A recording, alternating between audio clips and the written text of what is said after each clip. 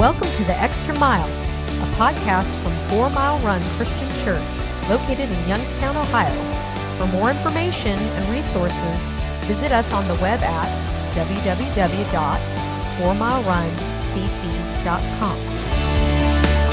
Welcome everyone into the Extra Mile podcast. We are a podcast that is designed to give you a little bit of encouragement as you journey with Jesus through everyday life. On this show, we're going to tackle some deeper discussions that take a harder look at the issues we all face in life's journey. I'm Brian Morrissey. I'm the associate pastor here at 4 Mile Run Christian Church in Youngstown, Ohio. This morning, I'm joined by 4 Mile Run's senior pastor Mike Smith and our student pastor Cameron Smith. And as they say across the pond, top of the morning to you, gentlemen. Top of the morning.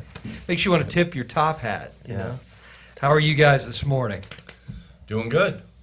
It's going good so far, but it's only Tuesday. That's right. Yep, Yep, going good. Playoffs, NBA, and NHL, correct? I'm more interested in the NHL than I am in the NBA, but So I always wait till the finals and I watch. yeah. Makes sense. Makes sense. Well, last Sunday we talked about the importance of regular vehicle maintenance before you take a road trip. And while you're on that road trip, you've got to be able to check your oil and your fluids regularly.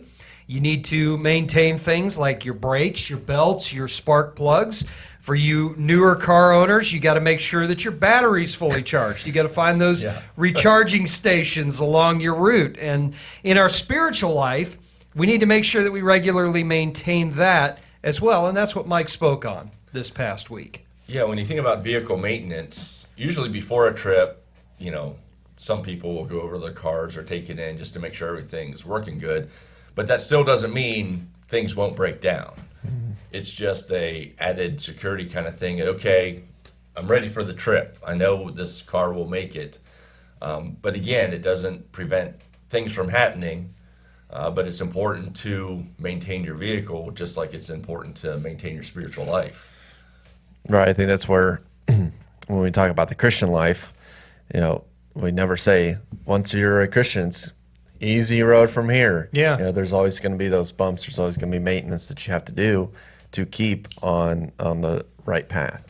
Yep, exactly. It's like the people that'll say, well, I've arrived. I'm there. I made it. You know, and if you see one of those people or know one of those people, run away from them because they're about to get hit with a lightning bolt or something. They have not arrived. We all need to grow. We all need to maintain. Well, this morning we're going to spend a little bit of time unpacking the thoughts of what to do so that you don't lose your passion for Jesus. Now, there's so many things that can affect our vehicles on our road trips that we go on, whether it's traffic or bad weather, potholes, unsafe drivers, and kind of as a correlation, the same is true for our spiritual lives. We've got things like job loss, relationships gone bad, sometimes financial crises hit, or there's illness and disease, wrong ideas. All of those things affect our passion for Jesus, and it causes it to kind of wane if we're not maintaining our spiritual health. And so the idea we want to tackle today is how to maintain that passion, that flame that we have for Jesus, so that it doesn't get extinguished and so that it doesn't go out. Right, and usually, like you were talking, I was thinking last week we talked about how some people think if I just do the right things, things will get better. Mm-hmm. And that's kind of like with vehicle maintenance. You'll see people that maybe haven't attended church for a while pop back into church, and what's going on? Well, there's a health issue or there's a job issue. Mm-hmm. If I start back in my vehicle maintenance, things will get better. Mm-hmm. And that's not always the case. We maintain our vehicles so that when things do happen, we can handle them with God instead of just being alone and not knowing where to turn. Yeah. Yeah, it's the idea God's not a vending machine. You don't pop your quarter in and then expect him to spit you out a bag of pretzels. You know, you don't just show up to church when there's a crisis going on in your life. You've got to be regularly maintaining that presence. Yeah, because it's almost, you know, coming to church in that form, you know, whether it be a crisis or a health issue or whatnot, you're coming to get your vehicle maintained. But there's more than one thing wrong now, that you've been away for a while. And so you might come to, hey, I need help getting through this issue right now, but what else has been going on? that has made you, all right, now I have to go, you know? Right. Usually when things go wrong in your life that are, from your selfishness or whatever, there's usually more than one thing that needs addressed. Yeah. Just like your car, when it shuts off, when you're driving down the road, all of a sudden it shuts off. Usually it's not just one thing that went bad. Usually there was one thing that started it, then it just kind of domino effect to other places. Like I mentioned Sunday, you can check everything in your car and make sure everything's good, but if you forget to check the oil, that's the one thing you ignore, that's going to affect everything else in the car at some point. It is. Yeah, I mean, it's really gonna make it not be able to go anywhere. And like you guys are saying, if you just come in to check that out when it's got an issue, then you're gonna have problems. To be clear, you're going to the right place. I mean, it's when your car breaks down, you take it to a mechanic, no matter how bad it is. And when your life breaks down, you go to God. I mean, that's where you go, because that's what's going on. And that's where you can get it fixed. But you need to be regularly maintaining so that you don't run into those crises when they happen. And I really think the big thing that we really need is a little more self-discipline. If we had that self-discipline of being routine, being maintaining, the ability to tell yourself no when a no is required, or to tell yourself yes when God says go, that self-discipline, it involves careful and sensible thinking. It's letting wisdom take the reins, not our feelings or our emotions. You let the Holy Spirit take control, and shelving what we want for what Jesus wants for our lives. And as we're talking about passion and maintenance can become boring because you're doing the same thing over and over again. Even people that love cars, that love vehicle maintenance, I'm sure every 3 months or whatever, they're like, oh, it's awesome, I get to change the oil again. Right. It's the same. Now they get excited if they get to add a new item or whatever to their vehicle. I don't know what that might be, but, put a new sound system in or whatever. But that's kind of how we keep our passion too as we maintain our spiritual lives, is we can't do the same thing over and over and over again and expect to grow. And those are core things, important things, but that doesn't mean we can't change them. Like Bible study, in the morning, if you're reading your Bible or whenever you do it and you're like, man, I'm just not getting anything, go out to the back porch. Yeah. Go to a coffee shop, read it out loud. There's different things we can do. Ask different questions to keep that passion alive. But whatever we do, eventually it's going to level off. To grow, you have to do something different to change that. Yeah, we had a spiritual discipline class in college, and one of the assignments the professor gave us was to, in a week, take 3 hours of solitude. So that just means like go and be silent, read your word, worship, whatever.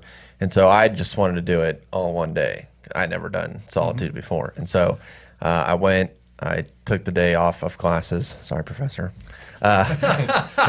And I just went up to one of our mountain spots and just sat in silence for 3 hours. I read my Bible, I wrote letters to people, I listened to worship music, just being and allowing God to be in the presence and just trying to listen to what he had to say to me, but also just refreshing myself, gaining that time with God that, could be, easily taken away throughout the day and throughout the week.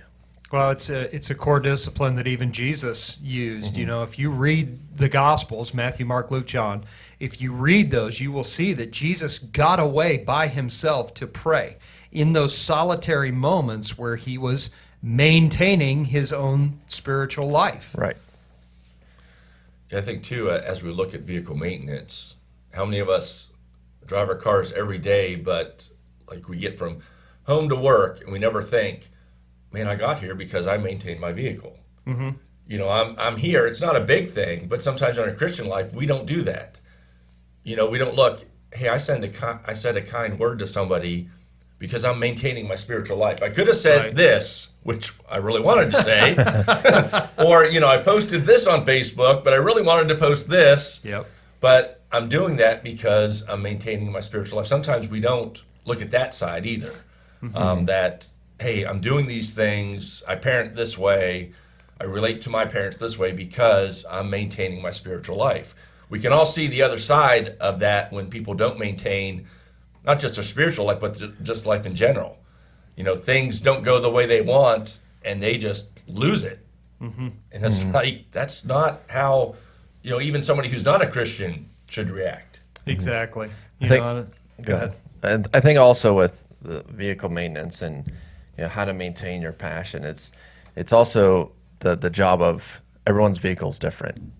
You know, everyone's vehicle has different problems, different. They might, you know, all look the same, but you might drive it different. You might take care of it differently. And so that the same way with your passion, everyone's passion for Christ is going to be different, but it's all leading to the same goal. And so maybe solitude works for one person. Maybe fasting works for one person. Maybe praying every day works for somebody. But you are defined that way where you find yourself passionate about Jesus. Maybe it is helping someone, you know, serving. You know, there's different outlets that way to find your passion. Yeah, I think it's about keeping up with those disciplines, like we're saying, the maintenance and the disciplines. You know, you got to keep in step with the Spirit. Galatians 5:25 says, "If we live by the Spirit, let us also keep in step with the Spirit." And that comes right after Paul has given this big long discourse about what not to do and what to concentrate on with the fruit of the Spirit. And so, like you're saying, Cam, I think that different people have different struggles with their vehicle and different issues that happen in their spiritual life, and they have different passions and different things that they're going to be good at and not have to work on as much as Right. they will other areas. And when you think about it, you think about some of the greatest of all time sports people like Michael Jordan, Tom Brady. Guess what they do every year at training camp? You know, Tom Brady doesn't come up there and say, "I've thrown the ball 80,000 times. I don't need to throw it anymore." You know, Michael Jordan doesn't come in and say, "No need for me to dribble. I've been dribbling for, 30 years or whatever." They still focus on the basics. Yeah. And sometimes we want that silver bullet thing. If I just do this once, then I don't have to do that again ever. But that's not the case. We need that consistent refreshing in our lives. And like Cameron said, people gravitate towards different things. But that doesn't mean you can't experience, like you might say, "I'm not good at solitude." That doesn't mean you don't experiment with solitude. Right. You know, for somebody it might be an hour. For you, you just might do 5 minutes. I've tried to do solitude before, and it takes me forever to get everything out of my head that comes in. Yeah. You know, it takes forever just to quiet, but with practice, that'll come easier. It will. There's some people that journal. Yeah. I can't journal. And I told her, Jesus never journaled. But it's a good practice. It's good to do. Yeah, it is. And those are the things that to keep your passion, you need to change things up. You know, I think one of the books that we could, promote here is The Celebration of Discipline. That's a great book that talks about all the disciplines and goes through and how you can experiment with each one, to do that.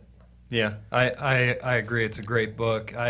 I feel sometimes, following the Spirit's lead and maintaining these disciplines is kind of like a conga line. If you've ever been to a dance and you've been to a part of a conga line, you grab the person in front of you and you go wherever that person goes. And it's kind of the same way when we follow Jesus and we keep in step with the Spirit. You never know where you're going to end up. But as long as you're following, as long as you got your hands on that Spirit, on that discipline in front of you, you're going to be going the right way and end up in the right place. And it's fun. It is fun. Yeah, you never know, But that's part of it. So, all right, a challenge for you guys this week. Maybe you feel like your passion's just kind of waned and you don't know how to get it back. Take something that we've said this week, maybe look back through Galatians 5:16 through 26 and read that passage. Dive in and see that list that Paul says, hey, don't do these things, and focus on these fruits of the Spirit. And pick one of the things that you struggle with and one of the fruits of the Spirit this week, and really try to maintain that discipline this week and see how that fans into flame your passion for Jesus this week. Yep. All right, well, thanks for checking out our podcast this week, wherever you're listening on. We thank you for that. Just keep checking us out. You can find us out on our website or on Spotify, Apple Music, whatever you find your podcasts on. And as always, don't forget, if you're struggling with your connection to Christ, you're struggling with maintaining that relationship, call us. We can meet together. We can get people on a path with other people. And that's kind of the topic of this Sunday is traffic. We meet people when we go on a roadmap. And Brian mentioned earlier about self-discipline. Self-discipline is so much easier when other people are helping you with that. Yes. It's so hard just to do it alone without having somebody remind you. So this Sunday, we're talking about traffic. So join us this Sunday. Don't forget, as Cameron said, check us out on our different social media, I don't know what you call those, platforms. There we go. Absolutely. Well, we hope you guys have been encouraged. That is it for us this week. We love you guys. Have a great week.